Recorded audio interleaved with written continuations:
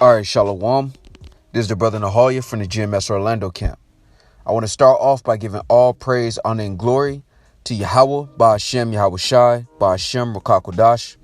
Double honors to the apostles and the elders of Great Millstone, who are the elders of Yasha Allah, and a sincere salutation to all you Akim, who are preaching this word and believing this word, and to the Akwath, who are believing this word in all truth and in sincerity. This is John chapter 8 and verse 32. And it reads, "And ye shall know the truth, and the truth shall make you free." All right, and I want to go into a lesson through the Spirit, inspired by the movie, The Man in the Iron Mask. All right, the scene that you saw before this lesson, all right, is a scene from The Man in the Iron Mask. All right, and to give you a general summary of what the movie is about. All right, it's about an evil king and a humble king. All right. And ironically, the kings are twins, all right, which alludes to Jacob and Esau. All right. As a matter of fact, this is 2nd Esdras chapter 6 and verse 9. And it reads, I'll start up at 7. Then answered I and said, what shall be the parting asunder of the times? Or when shall be the end of the first and the beginning of it that followeth? And he said unto me, from Abraham unto Isaac, when Jacob and Esau were born of him, Jacob's hand held first the heel of Esau. For Esau is the end of the world, and Jacob is the beginning of it that followeth. All right. And in that movie, all right, you have, again, twins. All right. One of the twins is an evil king. All right. And the other one is a humble one. All right. And through the Spirit, I want to go into a lesson more so on the aspect of the humble king in the Iron Mask. All right. When you go through the movie, the man in the Iron Mask is the humble king who was hidden. All right. His rulership, his birthright was actually stolen from him. All right. His ability to have rulership was stolen from him. All right. And he was bound in prison. All right. And his identity was hidden with an iron mask. All right. And that's exactly what has happened to the children of Yahweh Shai Shai. All right. We as the children of Israel, all right, have been hidden from the world at large. And that's why it is so shocking to the majority of the world that we have proclaimed ourselves to be Israelites. All right. Because the world has been lied to. All right. Going into Isaiah, the 25th chapter, the covering cast being spread over all nations, including ourselves. All right. When you go into the movie, The Man in the Iron Mask, that scene in particular is them having the mask removed, the humble king having that mask removed off of his face. All right. And what I thought was very spiritual about it was that it was a painful process for him. All right. Likewise, through the Spirit, it's a similar analogy for our walk. All right. The scriptures talk about us going through the straight gate, and that's Strait, which means a position of difficulty. All right. And that's why the scriptures talk about a third or the remnant being tried with fire. All right. As the Lord set us free with this truth, we have to maneuver through this world and endure afflictions. All right. And bear the indignation of the Lord under this captivity, under this iron mask, if you will. All right. Until the Lord breaks our bonds. All right. This is Psalms chapter 83 and verse 2. And it reads, for lo, thine enemies make a tumult, and they that hate thee have lifted up the head. They have taken crafty counsel against thy people and consulted against thy hidden ones. All right. Because the Lord's people are hidden amongst the world. All right. But through the Spirit, all right, we are beginning to get our identity back. All right. And that's what you see with the brothers raising up. All right. Beginning with the apostles on down, beginning to stand on our feet in exceeding great army. All right. And that's a sign, according to prophecy, that the time of us being in captivity is beginning to come to an end. All right. And this is the world's worst nightmare. All right. Because under the evil king Esau, Edom, the so-called white man, everyone has been able to have a partaking in some form of wickedness. All right. Because the wicked have been in liberty. Even though it says when the wicked are in authority, the people mourn, the majority of the planet is in mourning. But a lot of their leaders who have made a confederacy with Esau live lavishly at the expense of their own people. And that is a sign of a wicked king. All right. When you go into Ecclesiasticus, the 10th chapter, it says this. Ecclesiasticus 10:1. A wise judge will instruct his people, and the government of a prudent man is well ordered. All right. And through the Spirit, we are in the iron mask and we are in captivity. But most importantly, we're being groomed for rulership.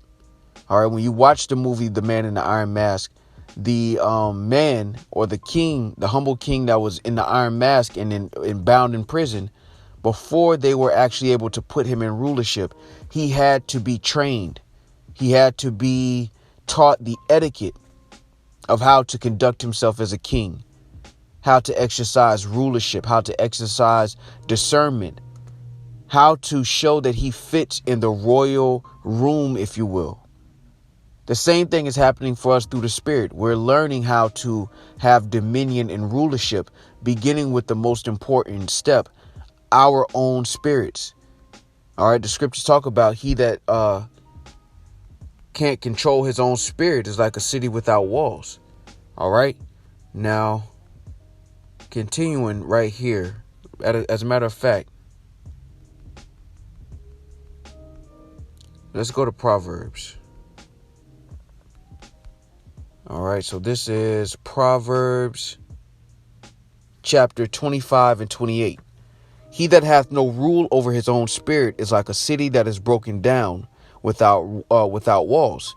All right, and that's why the most important lesson that we are learning before the Lord, us as joint heirs under the Lord willing, we're a part of that number, is the ability to rule our own spirit. Before we can judge other nations, before, as it says in 1 Corinthians, the 6th chapter, I believe we can judge angels, we have to first learn to rule and have dominion over our own spirit.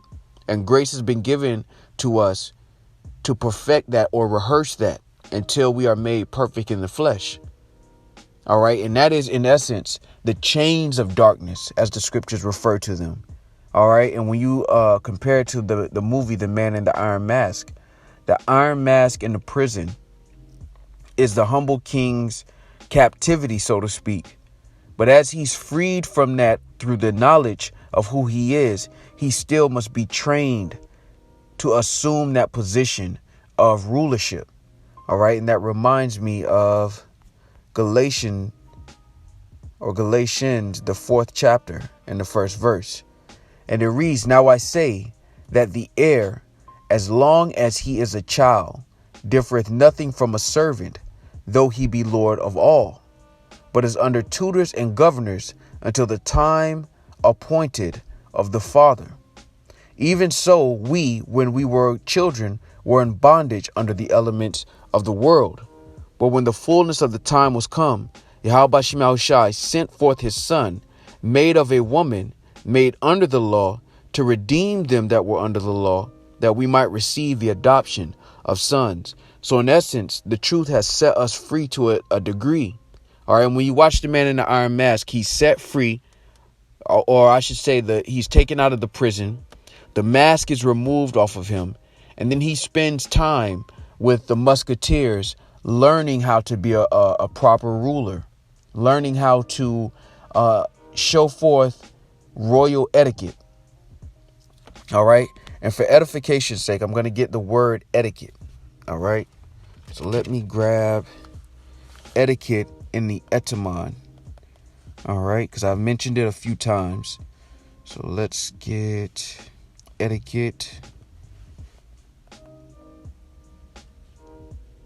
And we're going to get it in the etymon. And then I'll get the regular definition. But I want to see the etymology first. All right. So etymon online reads prescribed behavior. All right. From French etiquette or etiquette. It says prescribed behavior. Now let's go to the just plain Google definition. It says the customary code of polite behavior in society or among members of a particular profession or group. All right. And us being the sons of Yahweh Shai, we have to show forth a particular type of etiquette. All right. And the Man in the Iron Mask is really an allegory, if you will, when you watch it, of Jacob and Esau, but also of Jacob's journey through the straight gate, beginning with the elect. You find out the truth and you're set free from the understanding of the truth, but then you're being refined. For what purpose? To actually assume the position of ruler as joint heirs under Yahweh Shai. All right, because brothers say this all the time. All right, Yahweh Shai is going to have the dominion, but under Yahweh Shai's dominion, there's going to be many offices that are needed for judgment on the planet Earth. All right, and beyond, if you can receive it. All right, and those are the positions that the elect men will assume. All right, different positions of leadership to further the kingdom and to maintain the well-being of the rule or the dominion. And in essence, this truth has set us free to begin that process of refinement, to develop spiritual etiquette to judge in the world. All right. Now, I mentioned it, so let me just go grab it. This is 1 Corinthians chapter 1, or Salakia, 1 Corinthians 6 and 2. Do ye not know that the saints shall judge the world? And if the world shall be judged by you, are ye unworthy to judge the smallest matters? All right. And that's what the Lord has done. He's taken us out of the iron mask. All right. To let us know who we are through the Spirit, so that we can develop that etiquette, so that the righteous can be an authority and the world can rejoice under righteous rulership, beginning with Hamashiach. All right. And we're being refined to learn and understand and appreciate proper judgment or proper etiquette in rulership. Esau has shown the world what shouldn't happen in rulership, what not to do in rulership. And when you watch the man in the iron mask, it's a very spiritual example of Jacob and Esau, where it shows you what a wicked ruler has done, the abuse of power, and what a righteous ruler should look like in a sense. All right. A similitude, if you will. All right. And we've been hidden from the world and from ourselves of who we truly are through the Spirit. All right. And this truth has set us free and freed us from the iron mask. All right. But 2/3 of our people would like to remain behind that iron mask. And that's why ultimately the Lord's going to have to teach them this through death by pain. All right. But Lamentations chapter 4, verse 1 reads, how is the gold become dim? How is the most fine gold changed? The stones of the sanctuary are poured out in the top of every street. The precious sons of Zion, comparable to fine gold, how are they esteemed as earthen pitchers, the work of the hands of the potter? So the world, we have been hidden from the world because the things of the world have been turned upside down. So the things that should be valued are not valued, and the things that should not be valued are valued. All right. And so the Lord's hidden ones remain hidden in large part. All right. Due to the covering cast that's placed over all people, and Esau, Edom, the wicked ruler, and his deception. All right. But we're coming into a time where light and truth and faith is beginning to flourish. All right. This is Ecclesiastes chapter 10 and verse 6. And I'll start at 5. There is an evil which I have seen under the sun, as an error which proceedeth from the ruler. Folly is set in great dignity, and the rich sit in low place. I have seen servants upon horses, and princes walking as servants upon the earth. So the true princes of the world are behind the iron mask, so to speak, or in captivity, in a low estate. And who is filling their position? A nation of people who are not qualified. All right. And their actions and the results of their rulership gives testimony to that statement. All right. Now, I want to grab another precept through the Spirit, because when you go into it, and I want to let's get Proverbs 19 and 10. Ultimately, Esau is a servant. All right. He's not meant to be in rulership. He's not fit to rule the earth. All right. And to have an earth being ruled, or a planet or a society being ruled where proper judgment is executed, the world will rejoice. But when you have improper judgment being executed, the world is in mourning. All right. And that's because ultimately someone who is not qualified to rule has been given dominion. All right. In Daniel's fourth chapter, I believe the Lord said that he gave over the world to the bases of men. All right. He gave dominion to the bases of men. All right. And that ultimately goes back to Esau being a servant that is sat on a horse. All right. This is Proverbs chapter 19 and verse 10. And it reads, delight is not seemly for a fool, much less for a servant to have rule over princes. All right. And the servant has had rule over princes so long that most of the princes of Zion believe that they are actually servants. They believe when they look in the mirror and they see the iron mask, so to speak, or that lower state that we're in, they believe that that is who we are and not the position that we have that's temporary. And that's the difference between the remnant and 2/3 is the hope that is within us, that the Lord will not leave us here in the pit to die forever. But understanding this truth and having that mask removed comes with great responsibility. And that's what the Lord is showing us through his actions and through this trial and tribulation that the elect are going through. Lord willing, we're a part of that number. It's the refinement process to refine and to build up our faith and also refine our discernment and our judgment. So that, Lord willing, when Yahushua comes to claim his kingdom, we can be a part of those joint heirs, that remnant, that elect, which goes into the aristocracy or the best citizens having rulership. See, Esau has tricked the majority of our people into believing that we're actually servants and not princes serving out our sentence. And that's why the Lord is raising up prophets, beginning with the apostles, to let our people know who we truly are, whether they hear or forbear.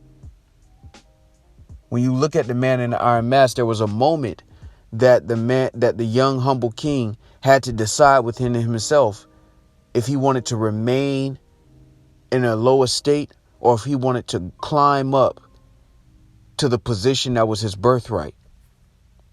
And only a remnant of our people are prophesied to want it through the spirit of Yahweh Shema Shai, enough to chase it, all right, to strive for it. All right, Paul says we do not run uncertainly. All right, because we understand through the spirit that the Lord has removed the covering cast from us and we understand who we truly are. But we also understand that there's a great responsibility. And that's what the Lord is doing. He's refining us and preparing us for that position of rulership under Hamashiach. And for those who haven't seen The Man in the Iron Mask, it's an older movie, but it is a very spiritual movie if you want to take a look at it. All right, because it definitely gives you a spiritual similitude of Isaac or Salakia, Esau and Jacob. It gives you a similitude of that. All right. So Lord willing, this was edifying. With that, I want to give all praise, honor, and glory to Yahweh, Ba'ashem, Yahushai, Ba'ashem, Rakakodash. Double honors to the apostles and the elders of Great Millstone, who are the elders of Yasha Allah, and a sincere salutation to all you Akim, who are preaching this word and believing this word, and to the Akwath, who are believing this word in all truth and in sincerity. Shalom.